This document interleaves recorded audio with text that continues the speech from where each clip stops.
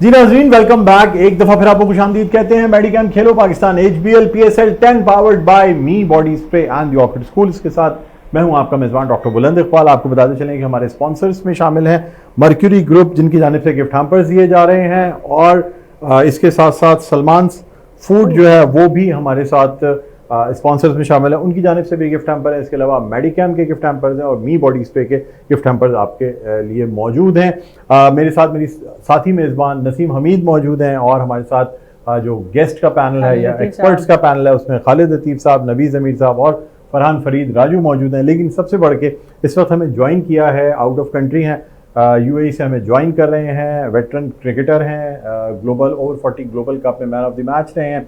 इसके अलावा group managing director हैं मेडिकैम ग्रुप ऑफ कंपनीज के, क्रिकेट एनालिस्ट हैं जनाब जुनैद खलील नैनीताल वाला साहब। अस्सलाम वालेकुम। वालेकुम सलाम सर, बहुत बहुत शुक्रिया आपने प्रोग्राम के लिए वक्त निकाला, और बड़ी बात यह है कि आउट ऑफ कंट्री होने के बावजूद भी आपने प्रोग्राम के लिए वक्त निकाला। इस पे सर स्पेशल थैंक्स। अच्छा सर, कल जो पेशन गोई थी इस्लामाबाद यूनाइटेड के जीतने की, आपकी तरफ से भी थी कि इस्लामाबाद यूनाइटेड की टीम मैच जीत जाएगी, लेकिन इतनी बुरी परफॉर्मेंस, इतने बड़े मार्जिन से ये मैच हार जाना, आप क्या समझते हैं? क्या सेकंड बैटिंग होने की वजह से, या नफसियाती तौर पे 209-210 रन का टारगेट इतना बड़ा था कि टीम कोलैप्स करेगी? क्या वजह समझते हैं सर?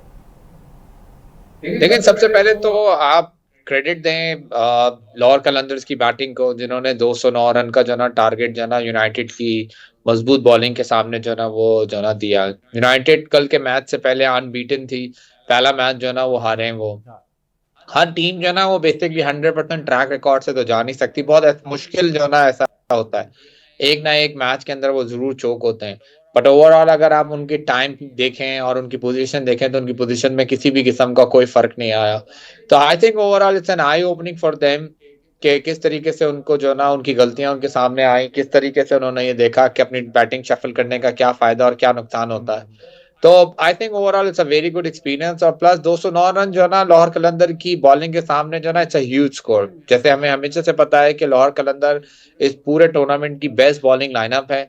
इनके पास जो है ना वो शुरू के 6 ओवर के अच्छे बॉलर हैं। जिस तरीके से मैंने आपसे कहा था कि अगर शाहीन की परफॉर्मेंस अच्छी रही, फकर की परफॉर्मेंस अच्छी रही, तो ये मैच जो है ना वो 100% जो है ना वो लाहौर कलंदर की तरफ चला जाएगा। तो फकर ने भी अच्छी बैटिंग की और शाहीन ने भी शुरू के दो ओवर कराए, 10 रन देखे। जो उनके मेन फॉर्म बैट्समैन थे फरहानजादा साहब, उनको आउट किया, साहबजादा फरहान, एग्जैक्टली। तो वो this is basically a big difference. अच्छा सर, मुझे ये बताइएगा कि ओवरऑल हमें इस्लामाबाद की फील्डिंग बहुत बुरी नज़र आई।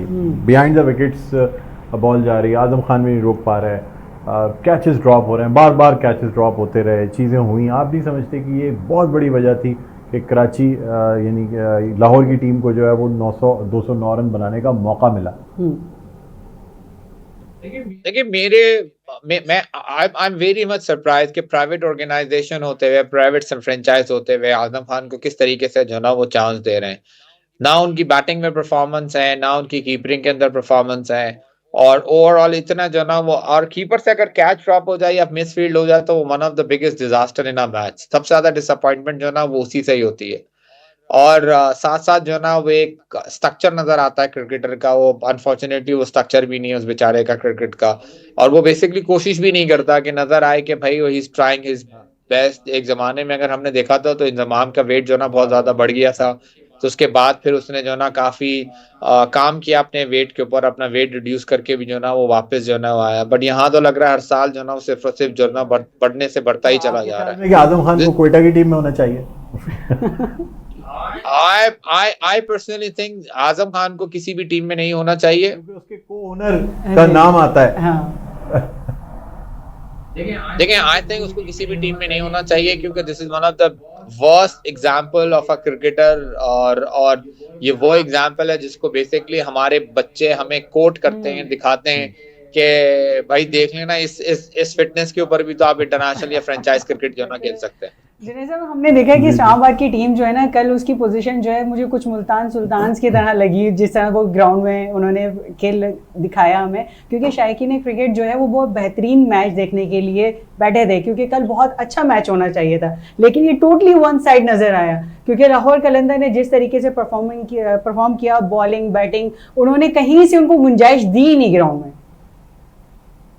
लेकिन again all credit goes to their batting. जिस तरीके से उन्होंने जो ना अपनी बैटिंग स्टार्ट की, अनफॉर्चुनेटली जो है ना वो छोटी छोटी सी कंट्रीब्यूशन जो है ना वो आती रही, और नीचे जाके सिकंदर रजा ने जो है ना वो एक क्लोजिंग जो है ना वो सेरेमनी जो है ना इस्लामाबाद यूनाइटेड के लिए जो है ना वो कर दी। और जो सबसे बड़ा उनको जो झटका लगा वो साहबजादा फरहान की सूरत में ही लगा। और बिल्कुल आप ठीक कह रहे हैं, it was a disappointment match for तमाशाई। और इनफैक्ट अनफॉर्चुनेटली लास्ट 3 मैचेस ऐसे ही हो रहे हैं, जिसके अंदर जो ना इनफैक्ट मैं भी टीवी में बैठ के देखने की कोशिश कर रहा था, लेकिन मुझे मजा ही नहीं आ रहा था। ऐसा लग रहा था कि मैच जो ना वो वन साइडेड हो गया। अच्छा सर, आपने फेवरेटिज्म की बात की, इससे पहले जो आप कह रहे थे आजम खान के हवाले से, आप नहीं समझते सर हमारी क्रिकेट तो टोटल ही फेवरेटिज्म का शिकार नजर आती है।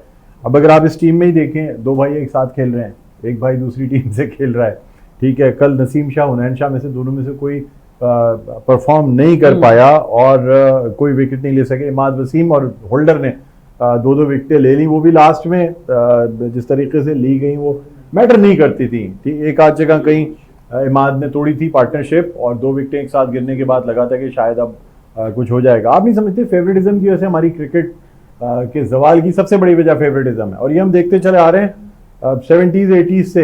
यानी हम एक जमाने में देखते थे बरकी साहब जिसको चाहते थे ले आते थे, सरफराज नवाज जिसको चाहते थे ले आते थे, फिर एक खान साहब का एरा रहा जो उनका फेवरेट वो बेहतरीन, जो नई फेवरेट वो उसका कैरियर तबाह। हमने कराची के कई लड़कों का देखा कैरियर तबाह होते हुए। फिर यही फेवरेटिज्म चलता रहा, चाहे वसीम अकरम, वकार यूनुस, या उसके बाद शाहिद खान आफरीदी, और इट गोज ऑन सर। मतलब आज तक हमें कहीं ना कहीं, या हमने यानी ये सब तमाम जो चीज़ें हुई वर्ल्ड कप पे और सारी कॉन्ट्रैक्टर्स की सारी बातें, सर ये सब चीज़ें तो एक तरीके से लॉबी और फेवरेटिज्म ही तो है। क्या कहेंगे सर आप इस पर? देखिए पहले क्या होता था कि फेवरिज्म जो होता था उसके अंदर 1-2 प्लेयर्स की जो ना रीएडजस्टमेंट हुआ करती थी। तो क्रिकेट का जो ना अब जो परफॉर्मेंस थी वो up and down up and down up and down होती जा रही थी। बट अगेन अब जो है ना वो बहुत बहुत ज्यादा ओवर हो गया। आप किसी भी किस्म, किसी भी कैप्टन, किसी को भी जो है ना आप कोई चीज बता ही नहीं सकते। ऐसा लगता है कि नाउजुबिल्लाह ये लोग सब के सब जो है ना वो क्रिकेट के खुदा बन चुके हैं, और इनको ऐसा लगता है कि इनसे अच्छी जो है ना क्रिकेट किसी को आती नहीं है। चाहे उसके अंदर हमारे कैप्टन हो, चाहे वो हमारे सेलेक्टर्स हो, या इवन हमारे फॉर्मर जो है ना वो क्रिकेटर्स हो, जो किसी ना किसी जगह के ऊपर, पोजीशन के ऊपर क्रिकेट में बैठे हुए हैं, इधर सेलेक्टर बैठे हुए हैं या मैनेजर्स बैठे हुए हैं। और जब तक वो उनके पास कोई पीसीबी का पोर्टफोलियो नहीं आता, उससे पहले तक तो वो फिर भी मैरिट मैरिट मैरिट की बातें करते हैं। और जैसे ही जो है ना उनके हाथ में पोर्टफोलियो आता है, वो खुद ब खुद जो है ना वो मैंने आपको एग्जांपल कोट भी की थी कि एक दफा हमारे जो इस वक्त पाकिस्तान के हेड कोच हैं आके जावेद साहब, लाहौर कलंदर के हेड कोच हुआ करते थे, तो उनका खुद जो है ना ये बयान था कि भाई हम चाहते हैं कि बाबर जो है ना वो बेसिकली 20 ओवर खेले ताकि हम मैच जो है ना जीत जाए। और जब वो पाकिस्तान के हेड कोच बने तो उस वक्त उन्होंने जो ना उस बाबर से ही ओपन कराई। उस वक्त उनको उनके ही स्टेटमेंट याद नहीं रहे, उस वक्त उन्होंने ही जो ना जाके जो ना टीम को शफल नहीं किया। तो ये हमारा बेसिक जो ना वो मॉरल है, और यही हमारा जो ना वो सूरत हाल है। और अनफॉर्चुनेटली जो ना कोई भी जो ना अपनी सीट कुर्बान करने के लिए तैयार नहीं है, और जो सीट कुर्बान करते हैं उनका नाम जो ना हमारी यहाँ हिस्ट्री से निकाल देते हैं। जैसे आप एग्जाम्पल देखें यूनुस खान की, जिस तरीके से उन्होंने कैप्टनशिप की, जिस तरीके से उन्होंने लड़कों को चलाया, जिस तरीके से उन्होंने लड़कों से परफॉर्म किया। मैं हमेशा से ये कहते हुए आ रहा हूँ, पाकिस्तान के पास आईसीसी के 3 इवेंट्स मौजूद हैं, सिर्फ एक इमरान खान, एक यूनुस खान और एक सरफराज। आप तीनों का हाल देख लें, तीनों जो ना वो कॉर्नर पड़े हुए हैं। सर जिस तरह से हमने देखा है कि ये चीज़ें कुर्बानी तो सिर्फ प्लेयर्स ही देता है, लेकिन जो मैनेजमेंट में बैठे हुए लोग हैं ना वो इस चीज़ को कब समझेंगे? क्योंकि इस तरह से जो है पाकिस्तान की टीम जो है, जिसने बाहर जाके परफॉर्म करना होता है या एक बहुत बेहतर तरीके से पाकिस्तान को रिप्रेजेंट करना होता है, तो वो फिर हम उस परफॉर्मेंस से हट जाए, इसका मतलब ये है कि सिर्फ मैनेजमेंट ही देखते रहें फिर हम? देखिए हमारे यहाँ जो ना मुल्क से बढ़कर शख्सियत है, और शख्सियत से बढ़कर जो है ना वो वो हमारी अपनी राय है।